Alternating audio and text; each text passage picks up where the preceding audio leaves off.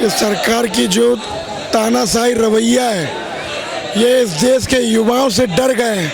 इस देश के युवाओं ने इनको इनकी असली चेहरा दिखा दिया, इनको आईना दिखा दिया है।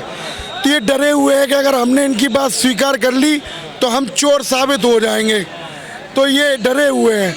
अभी तो मैं बस इनसे इतना ही कहना चाहता हूँ कि इस प्रांगण में, इस जंतर मंतर के इस प्रोटेस्ट वाले ग्राउंड में आने वाला इस देश का प्रत्येक युवा, इस प्रत्येक गार्जियन सिर्फ और सिर्फ सरदार भगत सिंह, सुखदेव, राजगुरु, शहीद आज़ाद की छवि रखता है।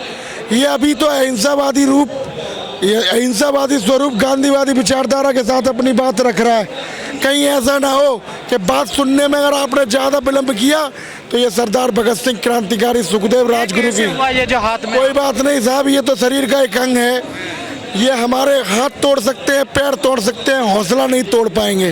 क्या 20 तारीख को हुआ था? ये बिल्कुल साहब, आपने तो वीडियो में भी देखा होगा, बच्चों को बचाते हुए मेरा साथ ये कृत्य हुआ है।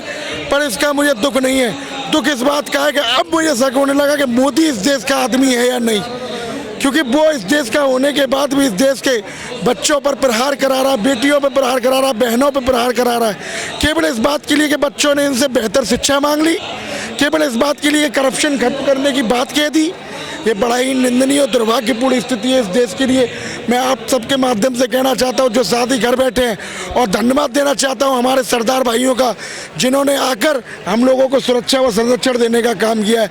मैं धन्यवाद देना चाहता हूँ दिल्ली की जनता का, जिन्होंने इस देश के नवयुवक साथियों को, जो शहीद भगत सिंह, सुखदेव, राजगुरु की छवि रखते हैं, जो इस प्रोटेस्ट में सम्मिलित हुए हैं, उनके लिए खाना पूर्ति की व्यवस्था कराई है। आज आप देखिए 20 तारीख से पहले, 20 तारीख को हुआ, क्या ऐसा होना चाहिए था? नहीं, बिल्कुल नहीं होना चाहिए था।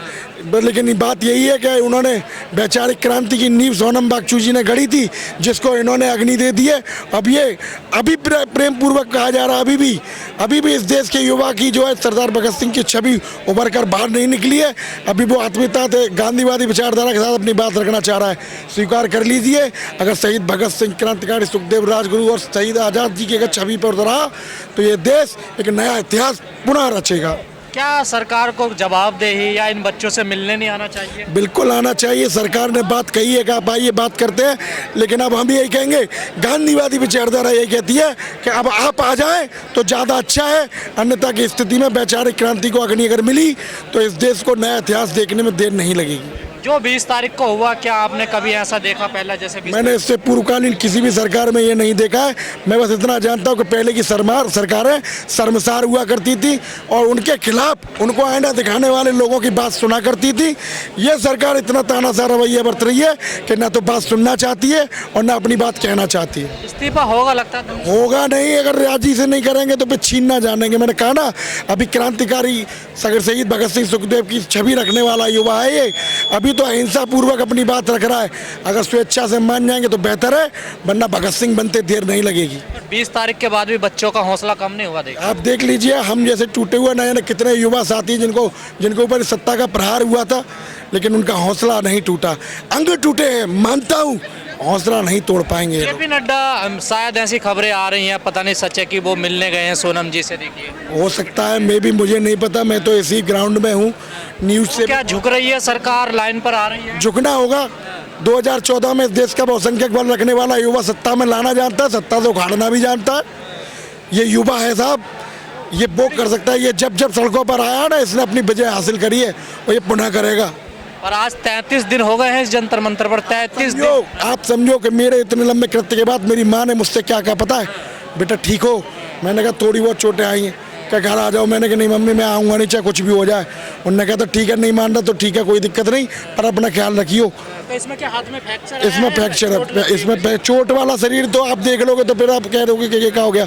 चोट है तो इतनी गंभीर नहीं है, फ्रैक्चर है। डॉक्टर ने बोल दिया कि थोड़ा 1 महीने भर के लिए आप थोड़ा जो है ये बांध। इसमें लाठी लगी थी या फिर कैसे गिरे? ये लाठी जो मार रहे थे ना, तो वो जो लाठियाँ लगी थी वो पीठ पे भी थी। एक लाठी आपके ये हथेली में एक कुंडा होता है। आप तो यही थे ना 20 तारीख को? मैं प्रोटेस्ट में पूरा मार्च में साथ गया था वहाँ तक। उसी के बाद इन्होंने प्रहार किया, बच्चों पे उपद्रव इन्होंने मचाया।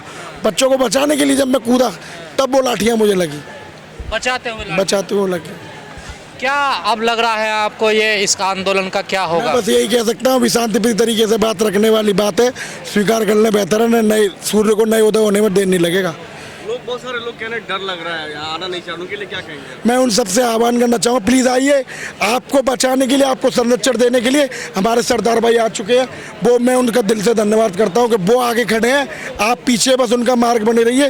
वो आपको आज तक नहीं आने देंगे और आपको खाने पीने की भी चिंता नहीं करनी। दिल्ली के दिल वालों ने दिल जीत लिया। वो लोग खाना खिलाने के लिए, आपको खाना पहले ढूंढना पड़ रहा था, अब खाना आपके हाथों में आ रहा है। क्या वजह मोदी सरकार जो है धर्मेंद्र प्रधान को बचा रही, इस्तीफा नहीं दिवा रही, लाखों लोग दिल्ली आ गए, उसके बाद भी उनको बचाया जा रहा है धर्मेंद्र प्रधान को? मैं इस बारे में बहुत कुछ नहीं जानता, लेकिन इतना कह सकता हूँ इनका तानाशाह रवैया बहुत दिन चलने वाला नहीं। बचा तो रही है ना सरकार? बिल्कुल बचा रही है, उसमें कोई संदेह नहीं है, लेकिन यह है कि तानाशाह रवैया बहुत लंबा चलेगा। तो बचा रही है सरकार को, लग रहा है कहीं हमारी धर्मेंद्र प्रधान को हटाने से हमारी और कुछ बेइज्जती ना हो जाए और कोई पोल ना खुल जाए।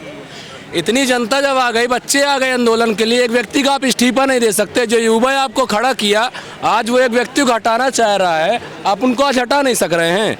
मतलब हम जनता से बढ़ के वो हो गए धर्मेंद्र प्रधान जी। हम उनको खड़ा किए कि वो हमको खड़ा कर रहे हैं।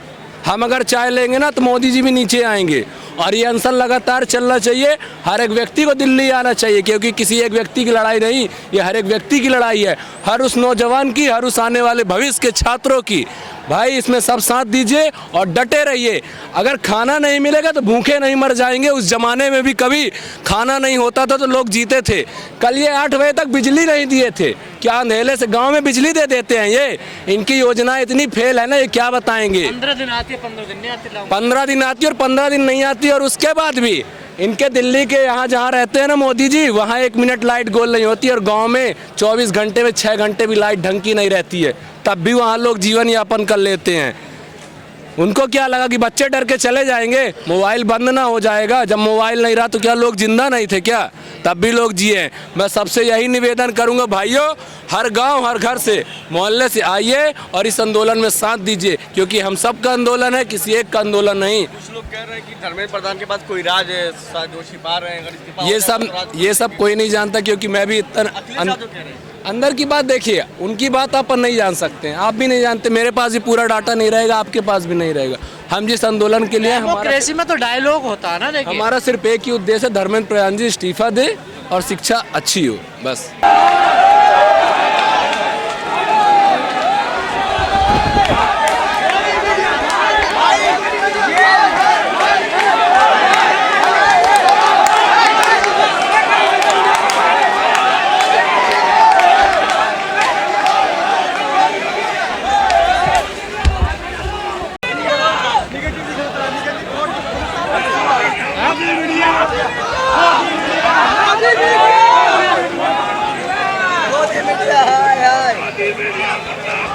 Bravo!